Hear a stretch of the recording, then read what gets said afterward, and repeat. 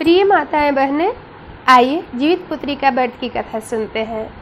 जीवित पुत्रिका का व्रत अश्विन मास की अष्टमी तिथि को मनाया जाता है। यह व्रत अपने पुत्र की लंबी आयु, उनकी रक्षा के लिए की जाती है। यह व्रत उत्तर प्रदेश, बिहार में काफ़ी प्रचलन में है और बिहार, उत्तर प्रदेश के लोग जहाँ जहाँ रहते हैं, ये व्रत माताएं बड़ी ही प्रेम, श्रद्धा, भक्ति भाव से करती हैं। इस व्रत को निर्जला रखा जाता है। इसमें बहुत ही नियम और विधान है और हर क्षेत्र का, हर जगह का अलग अलग विधान है। कहीं पे लोग ठेकुआ खाते हैं, कहीं मालपुआ खाते हैं, तो कहीं पे नूनिया का साग खाते हैं, तो कहीं अलग अलग तरह के इसमें नियम विधान है। तो आपका जिस क्षेत्र में, जहाँ पे जिस नियम से आप करते होंगे, उसी नियम को करें।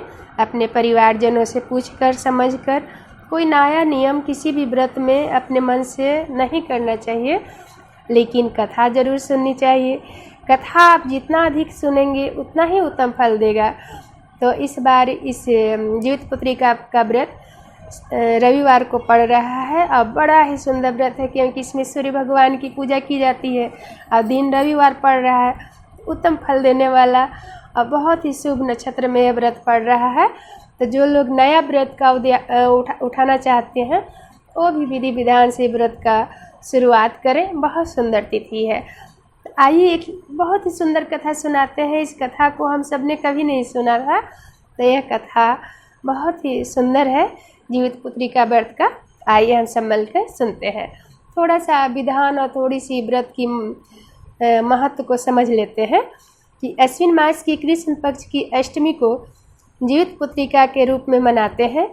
इस व्रत को करने से पुत्र शोक नहीं होता, पुत्र की लंबी आयु होती है और भगवान सूर्यदेव और भोले बाबा, माता पार्वती पुत्र की रक्षा करते हैं, बच्चों की रक्षा करते हैं। इस व्रत का स्त्री समाज में बहुत ही महत्व है। इस व्रत में सूर्य नारायण की पूजा की जाती है, भोले बाबा और माँ पार्वती की पूजा की जाती है। विधान इस प्रकार है कि शिवंग स्नान करके भगवान को स्नान कराएं, सूर्य भगवान को जल दें, उनके प्रतिमा को स्नान कराएं, धूप दीप आदि से आरती करें एवं भोग लगावे। इस दिन बहुत जगह बाजरा से मिश्रित पदार्थ को बनाया जाता है और जिस क्षेत्र में जिस तरह से अपना विधान है, उस तरह से आप भोग का सामग्री रखें और बनाएं। लेकिन कथा जरूर सुने। अब कथा, आइए एक अलग ही कथा सुनाते हैं। कथा महाभारत से लिया गया है। यह कथा महाभारत युद्ध के पश्चात पांडवों की अनुपस्थिति से कृतवर्मा और कृपाचार्य को साथ लेकर अश्वत्थामा ने पांडव के शिविर में प्रवेश कर गया। अश्वत्थामा ने द्रौपदी के पुत्र को पांडव समझकर उसके सिर काट दिए। दूसरे दिन अर्जुन कृष्ण भगवान को साथ लेकर अश्वत्थामा की खोज में निकल पड़े और उसे बंदी बना लिया। धर्मराज युधिष्ठिर और श्री कृष्ण के परामर्श पर उसके सिर की मणि लेकर केस मोड़कर उसे बंधन से मुक्त कर दिए। अश्वत्थामा ने अपना अपमान का बदला लेने के लिए अश्वमेध अस्त्र का प्रयोग पांडवों के वंशधर उत्तरा के गर्भ पर कर दिया। पांडव उस अस्त्र का प्रतिकार करना नहीं जानते थे। उन्होंने श्री कृष्ण से उत्तरा के गर्भ की रक्षा करने की प्रार्थना की। भगवान श्री कृष्ण ने सूक्ष्म रूप से उत्तरा के गर्भ में प्रवेश करके उसकी रक्षा की, किंतु उत्तरा के गर्भ से उत्पन्न हुआ बालक मृत पाया गया। भगवान ने उसे प्राण दान दिया, उसे जीवित किया और वही पुत्र पांडव वंश का भावी कर्णधार परीक्षित के रूप में हुआ। परीक्षित को इस प्रकार जीवन दान मिलने के कारण इस व्रत का नाम जीवित पुत्रिका व्रत पड़ा, क्योंकि उस दिन कृष्ण अश्विन मास के कृष्ण पक्ष अष्टमी तिथि थी, इसीलिए उस व्रत का नाम जीवित पुत्रिका व्रत का नाम पड़ गया। आइए एक सुंदर सा लोक कथा भी सुनाते हैं जीवित पुत्रिका व्रत का।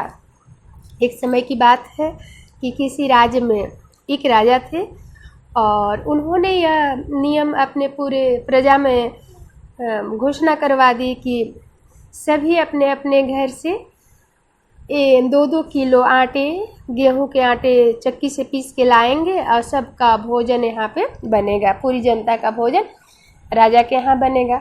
लेकिन सभी के यहाँ राजा का गेहूं चला गया और सबको पीस के उस आटे बना के उसे लाना था। 2-2 केजी आटा सबके घर में राजा ने पहुँचवा दिए। अब संजोगवश उस समय बादल था, अब धूप निकल ही नहीं रहा था, गेहूं धोना था, सुखाना था, उसके आटा बनाना था। अब सब लोग चिंता में थे कि कैसे किया जाए।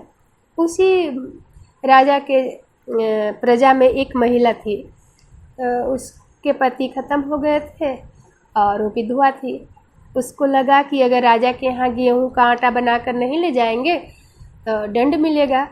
तो वो अपने सूर्यदेव से प्रार्थना करी कि भगवान, हम आज आपकी सेवा करेंगे रात में, तो आप हमारे आंगन में अपना सूर्य का प्रकाश दे दें, जिससे मैं गेहूं को धोकर सुखा लूं और आटा बना लूं। भगवान जी उसके बात को स्वीकार कर लिए और उसके आंगन में धूप निकल गया। अब वह महिला गेहूं को धोई, सुखाई और चक्की से आटा बनाई और राजा के यहाँ दे आई। अब रात में भगवान जी की सेवा करने के लिए वह वचन दी थी कि आज रात की हम आपकी सेवा करेंगे। अब उसके मन में आने लगा कि मैं एक महिला हूँ, स्त्री हूँ, मेरे पति नहीं है और कोई पुरुष मेरे यहाँ रात में आएगा तो मेरी बड़ी बदनामी होगी, निंदा होगी, तो हम क्या करें। पर भगवान जी को वचन दी हूँ तो भगवान जी तो आएंगे ही आएंगे। तो उसने भगवान जी के लिए बड़ा सुंदर से घर को साफ़ सुथरा गोबर से लीप कर सजाई और खूब सुंदर उनके लिए बिछावन लगाई भगवान जी के लिए। और मीठे जल रखी, गुड़ रखी, जो भी उसके पास था खाने पीने के लिए भगवान के लिए रख कर और खूब सुंदर बेड बिछावन लगाकर और अपनी घर से झोपड़ी से बाहर चली गई। भगवान जी अपने वचन के अनुसार आए तो देखे कि वो तो महिला, वो स्त्री है ही नहीं, लेकिन वो देखे कि अरे इसने तो इतने सुंदर से घर को लीप पोत कर गोबर से हमारी तैयारी करी है, साफ़ सुथरा मेरे लिए बिछावन लगाई है, मेरे पीने के लिए जल रखी है, मिष्ठान रखी है। तो भगवान जी खुश हो गए और सो गए। अब भगवान जी वहाँ सो गए। वो रात भर महिला किसी पड़ोस में अपने रिश्तेदार के यहाँ रही। जब सुबह हुआ तो भगवान जी उठकर अपने नियमतः, उनको उगना रहता है, वो चले गए। इधर ही महिला अपने घर आई तो देखी कि भगवान जी, उसको समझ में आ गया कि भगवान जी आए थे, जल पिए थे और सोए थे। तो उसे लगा कि भगवान जी खुशी खुशी चले गए होंगे।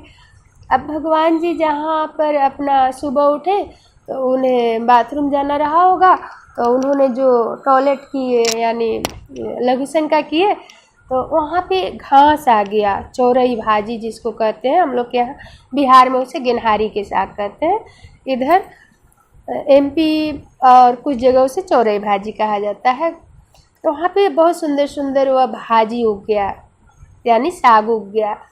तो उसे लगा कि अरे कितने सुंदर सुंदर भाजी है, ये साग है। तो उसने उसको तोड़कर और खूब सुंदर साफ़ सुथरा से धोकर उसे बनाकर और चावल के साथ खाई।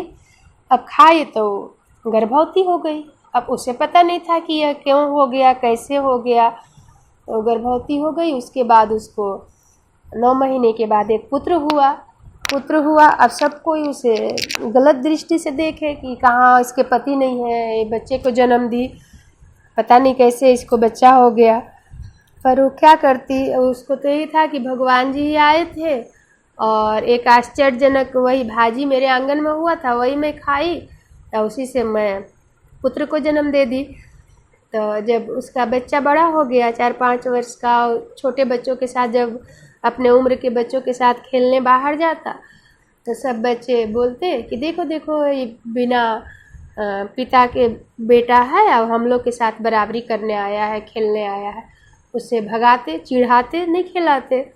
अब उसको बड़ा दुख लगता बच्चे को कि सब हमको ऐसे क्यों बोलते हैं कि बिना बाप का बेटा है, खेलने आ रहा है, भगाओ इसको भगाओ। तो जाकर अपने माँ से पूछता, माँ मेरे पिताजी कौन है, सब हमको ऐसे बोलते हैं। माँ बोली, अरे तुम्हारे बेटा तुम्हारे पिताजी तो सूरज भगवान है ना, सूर्यदेव है। तो बोला कि सच माँ। तो वो बोली कि हाँ सच में, कोई भी तुमसे बोले कि तुम्हारे पिता कौन है तो तुम बता देना कि मेरे पिता सूर्य भगवान है। फिर वह जो थी वो बालक गया दोस्तों के बीच बोला कि हम भी खेलेंगे, मुझे खिला। सब बच्चों ने फिर से कहा बिना बाप का बेटा आया है, हम सबके साथ खेलने, भगाओ इसे भगाओ, तुम्हारे बाप का तो पता नहीं है, हमारी बराबरी करेगा। तो बोला कि नहीं, मेरे पिताजी तो सूर्य भगवान है। बोले हाँ, वो तो सभी के पिताजी सूर्य भगवान है। फिर से वो आकर माँ से बोला कि माँ, उन लोग बोल रहे हैं कि हाँ सबके पिताजी सूर्य भगवान होते हैं।